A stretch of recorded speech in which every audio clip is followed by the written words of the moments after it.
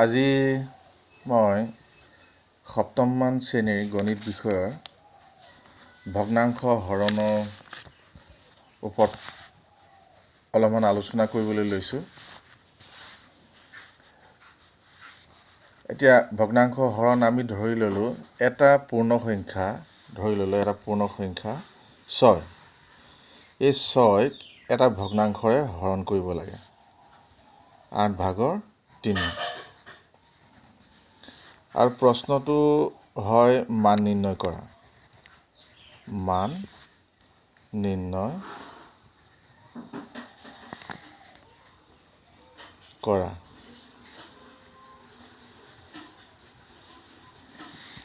এই 6 পূৰ্ণ সংখ্যাটোক 8/3ৰে হৰণ কৰিব লাগে। এতিয়া এইটো হৰণ কৰিবলৈ আমি কি কৰিব লাগিব? কেনেকৈ আমি হৰণ কৰিবলৈ আমি সমাধান কৰিব লাগিব। সমাধানত আমি প্ৰশ্নটো এনেধৰণে আকৌ লিখি লওঁ। 8/3ৰে আমি কি কৰিব লাগে? হৰণ কৰিব লাগে।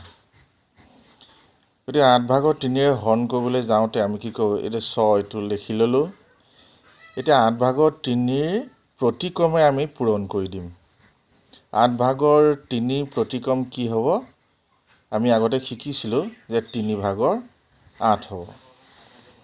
অৰ্থাৎ আমি আগতে আলোচনা কৰিছিলোঁ, ধৰা হ'ল এই এটা যদি পূৰ্ণ সংখ্যা হয়, যদি b এটা আন এটা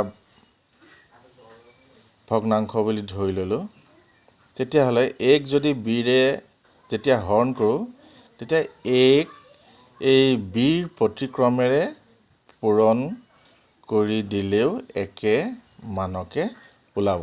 এতিয়া bৰ প্ৰতিক্ৰম কি? 1/b। কিন্তু এই bটো আকৌ not equal 0 হ'ব লাগিব। গতিকে এই কথাটো আমি আগতে শিকিছিলোঁ। গতিকে এতিয়া এই 8/3 প্ৰতিক্ৰম কি হ'ব? 3/8। এই 3/8ৰে আমি 6ক আমি কি কৰি দিলোঁ? পূৰণ কৰি দিলোঁ। এতিয়া দেখিলোঁ যে 6ক এই 3ৰে হৰণ যায়। এতিয়া 3 × 2 = 6। এতিয়া আমাৰ কি থাকিলে? 2 আৰু 8 পূৰণ। এতিয়া 8 × 2 = কিমান? 16। গতিকে আমাৰ উত্তৰ পাই গ'লোঁ। উত্তৰ কি হ'ল? অৰ্থাৎ মান পাই গ'লোঁ উত্তৰ 16। এতিয়া এই প্ৰশ্নটো 6ক আমি যেতিয়া 8/3ৰে হৰণ কৰিম, তেতিয়া মান কিমান পাই যাম? 16। ঠিক তেনেদৰে আমি বিভিন্ন ধৰণৰ আমি হৰণ পাম। এই হৰণখিনি তোমালোকৰ কিতাপৰ 2.2 অনুশীলনীত পাবা। আৰু এইখিনি অভ্যাস কৰিবা।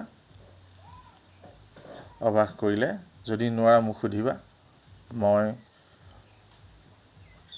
সমাধান কৰি দিবলৈ যত্ন কৰিম।